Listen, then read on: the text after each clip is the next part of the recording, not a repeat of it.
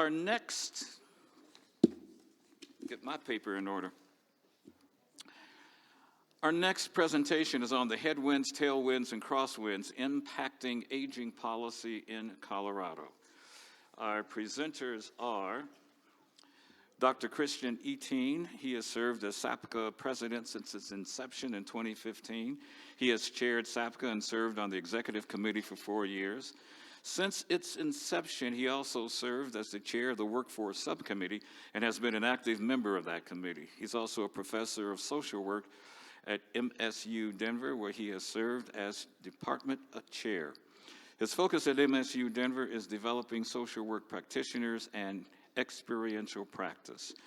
Dr. Eteen was one of the guests that we had on our special Age-Friendly Colorado show. And we met him out in the park, and he was so relaxed and just interviewed so well. I didn't have to ask him any questions.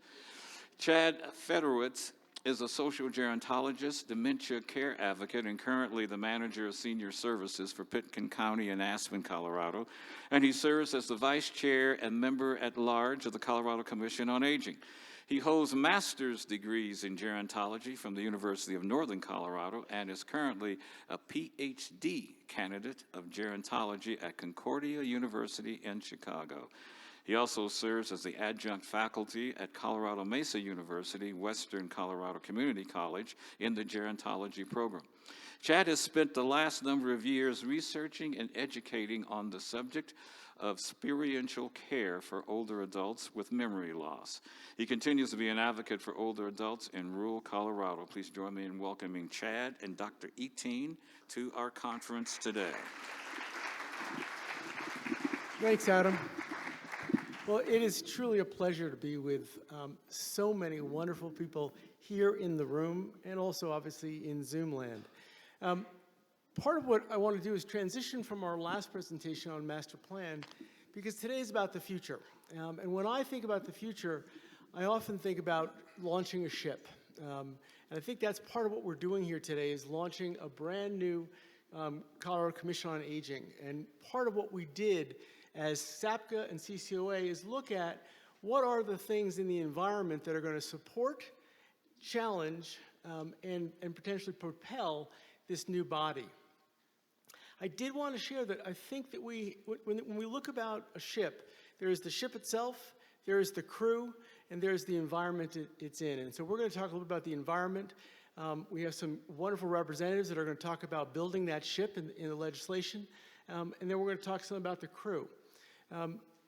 What I would say is that one of the things that Colorado's done that is unique so far, I think, in master planning, is that the Strategic Action Plan, which is on the table, and that's actually the 4th iteration of that plan, we put that in legislation. So it exists in statute, which is a very unique approach to master planning. So it is not dependent on a single governor or a single legislator. It is in statute and cannot change until they change the statute. It doesn't sunset.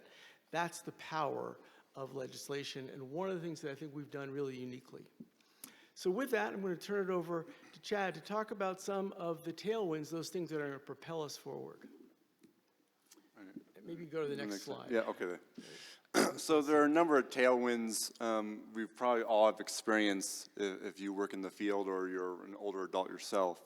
So we're just going to highlight a few of them to prepare our conversation forward as we get ready for this kind of new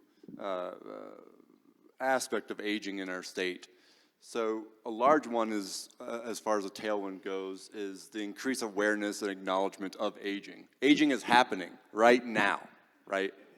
There's no denying it. No special pill or lotion or anything is going to change that. Sorry. Don't eat out of this pill. Yeah, exactly. And the role of technology as far as aging goes. Not only the aspect that we all learned through the unfortunate events of COVID, where we have people on Zoom meetings. We've been on Zoom meetings for 2 years. Some of us are still on those meetings. Even having so many people participate in today's discussions via Zoom is something, strangely enough, we didn't really think about too much, only a few years ago. And that technology has been around for much longer. So how will technology act as a tailwind, or how has it, as far as the whole realm of aging? And lastly, just getting stakeholder involvement at the local, community, statewide areas. All of you here today as stakeholders, everybody on Zoom, everybody that is working today instead of participating, engaging in those, with those stakeholders, those communities, that will serve us very well as we attempt to further engage those different aspects. And go on to the next slide. So some crosswinds that are both, let's say, positive and more challenging aspects. So the changing political atmosphere and changing administrations, who the governor is or is not, what are the political whims and the priorities of any particular administration. Is aging a hot topic at the highest levels of government or not? I think we know historically that answer, but what will it be in the future? Could be a pro, it could be a challenge as well. Again, the involvement of the community. Myself coming from even though it's Aspen, coming from a small rural community, it takes the local effort to make some things happen. It's great that we have really wonderful and more solid, larger efforts in large communities and state efforts, but a lot of work happens at the local level or in the community level. So engaging those at that level. The new commission on aging, being asked to kind of operate differently than previously in comparison to the planning group on aging. How they do things, how they think about things, their view, the breadth of knowledge that will be required of them to push aging forward in our state. We heard earlier today that we as a state are a leader in aging. Well, let's make sure that continues, right? It's going to be a challenge, but it's also a wonderful opportunity for all of us in this room and beyond. And also the location of where that new commission lands within the Department of Human Services in the state office. Looking at solutions around aging and not only focusing on the governmental aspects, so Medicare, Medicaid, and the Older Americans Act. So it's going to be probably a combination, as we heard a little bit today already, of government, nonprofit, and private sectors coming together and working toward a collective goal of bringing up awareness and highlighting the opportunities and challenges that we will face moving forward in regards to aging and all aspects of it.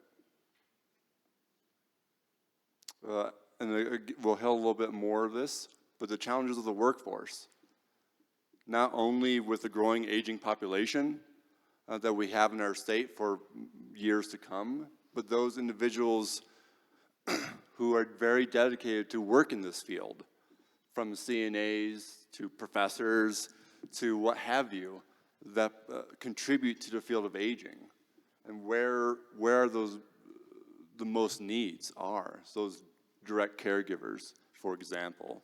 So how do we as a state collectively come together and support the workforce aspects of the field of aging? A challenge and an opportunity, of course. And then lastly, as we all are unfortunately all too aware of, how does the aftermath of the pandemic, or still today, affect the field of aging? Not only for the people particularly living in long-term care and how that had devastating effects, and the staff working in long-term care, but other aspects of the field of aging. How do we take those lessons learned, as hard as they were and continue to be, and try to push forward to be better, to be stronger as a field of aging, as a whole? Not merely one aspect, which is important, but as a more universal approach to aging.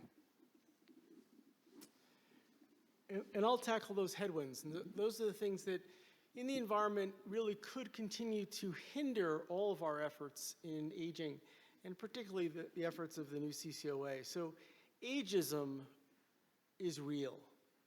And in many ways, I think it still remains one of the okay places to be ageist. I've just been listening to some dialogue on former President Trump and current President Biden and their age. And it seemed to be okay to say, well, they're just not capable because they're old. That is an ageist assumption, that's ageism. And then we know that ageism intersects and interacts directly with racism, sexism, homophobia, transphobia, all those intersectional pieces we heard about. And those dynamics of ageism in relationship to the other isms are major tailwinds in this space. In Colorado, age has not always been the highest priority. It is not something that always ends up on the top of the screen. And that's true in California, and it's true in almost every state. And that remains a headwind.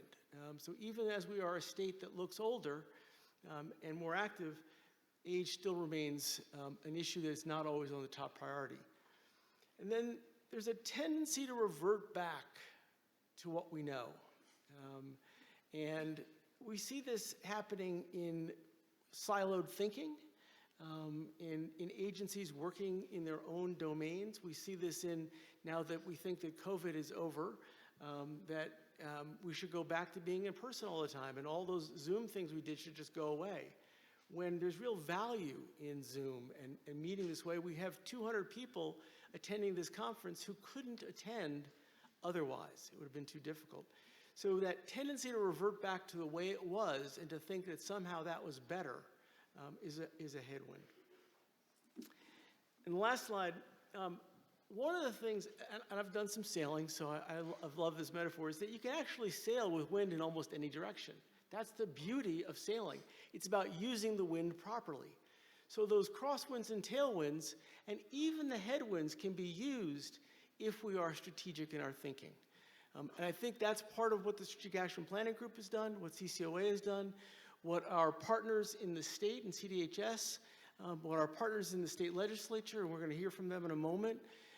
We built a boat that has in it things like the new CCOA can make requests for legislation. That was not something that SAPCO or CCOA could do. We put into legislation a dashboard. We put into legislation the things that are going to make this a ship that, unlike the Titanic, is not going to sink because it was poorly designed. That it will be able to work with the winds and the directions if we as a crew, and we're going to come back to us as the crew, because there will be this body of CCOA, but we are also a part of that crew. And so we're going to encourage us to do that. So those are some of what we saw as the headwinds, tailwinds, and crosswinds. And crosswinds actually came out in our discussion in terms of, because we noticed that some things aren't always positive or negative. But this is not an exhaustive list. This are the highlights of sort of what we saw as common in R2. We challenge you as you continue to listen today and as you continue to do your work to make note of what are the headwinds, tailwinds, and crosswinds. How do we take advantage of those? And to challenge the new body to use the winds appropriately. And that's what we got to say.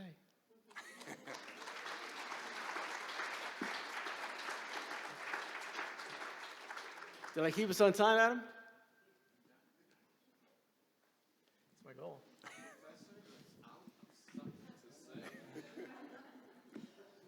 No, it's a professor who is used to being on time. Thank you both. SAPCO does such a wonderful job there. At the risk of sounding like it's church, are there any